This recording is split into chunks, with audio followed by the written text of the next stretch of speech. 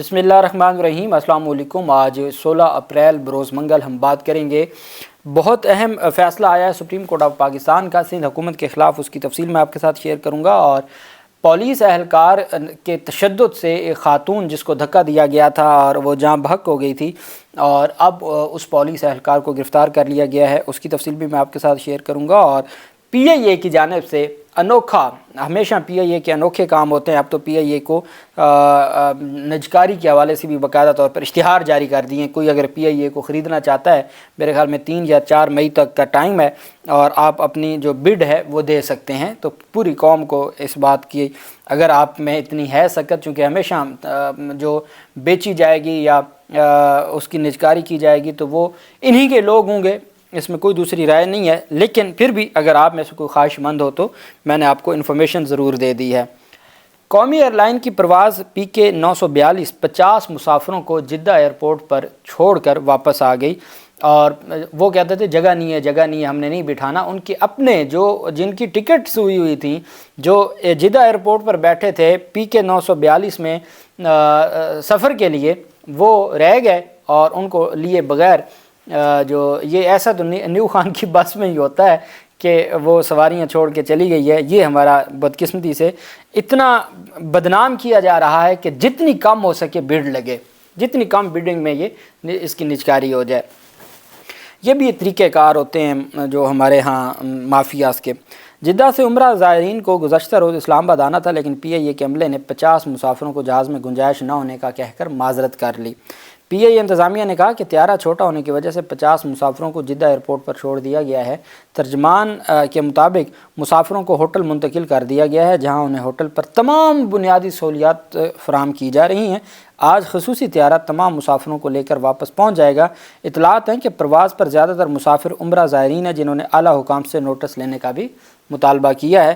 اب دیکھنا یہ ہے کہ یہ چونکہ کل کی خبر ہے، آج کوئی ان تک پہنچا ہے نہیں پہنچا، اور کیا وہ واپس آ گئے ہیں یا نہیں آ گئے۔ پچھلے دنوں میں آپ نے دیکھا جب شاہی خاندان گیا، اور وہ بھی انہوں نے بھی سرکاری جو جہاز تھا پی آئی اے کا اس کو استعمال کیا، بھلے وہ ایک مسافر طیارہ تھا، لیکن اس میں جس طریقے سے لوگوں کو تنگی ہوئی، پہلے وہاں پر پھر لاہور آنا تھا، وہ اسلام آباد گیا، اور اسی طرح سے جو ان کو کئی گھنٹے ذلیل ہونا پڑا ان کی صرف اور صرف پروٹوکول کے چکر میں۔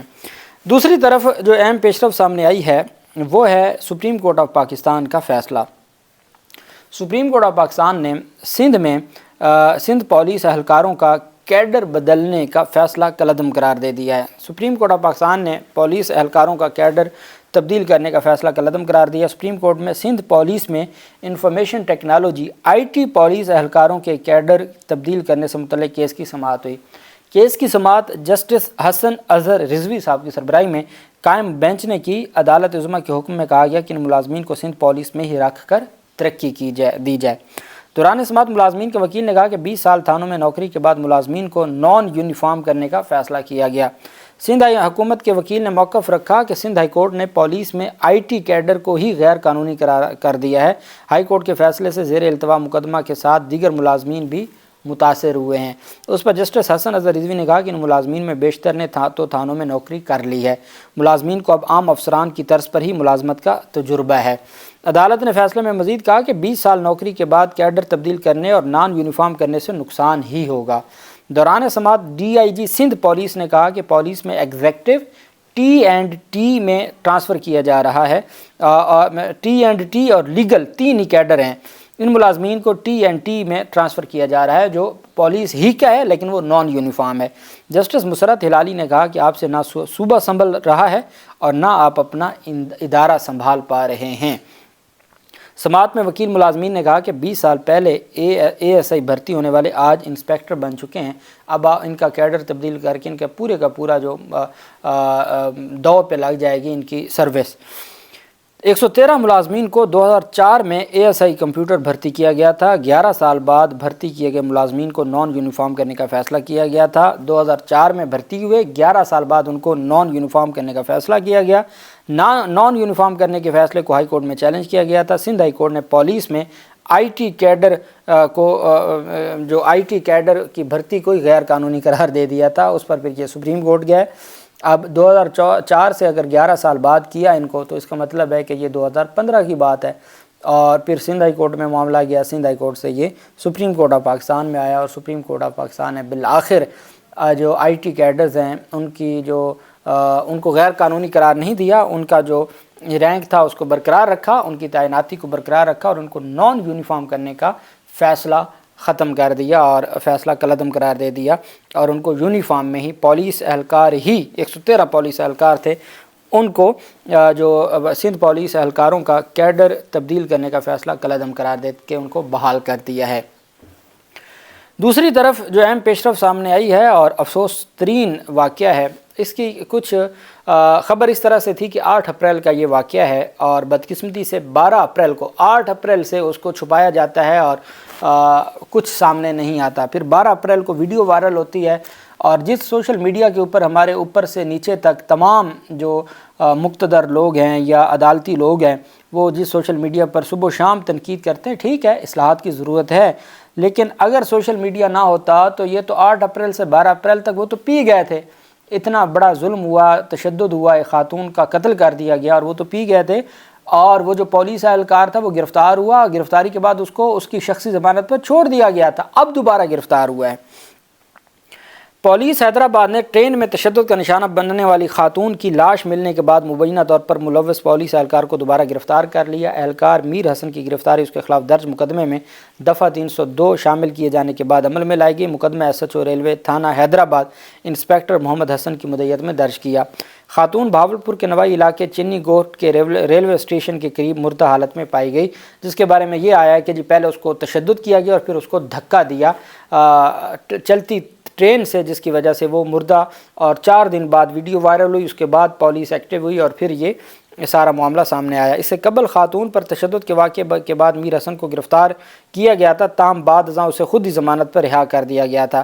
ترجمان پولیس کے مطابق جو 30 سالہ مریم بی بی ہے اس کا تعلق جڑاں والا کے چک 468 سے تھا۔ مریم کے بھائی افضل کے مطابق اس کی بہن کراچی میں بیوٹی پارلر میں ملازمت کرتی تھی اور عید کرنے کے لیے جڑاں والا آ رہی تھی۔ ورثاء نے خاتون کی ہلاکت کی تحقیقات کا مطالبہ کیا۔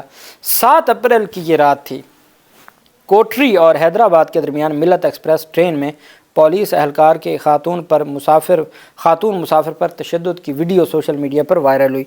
گرفتار پولیس اہلکار نے یہ تسلیم کر لیا تھا کہ یہ ویڈیو درست ہے۔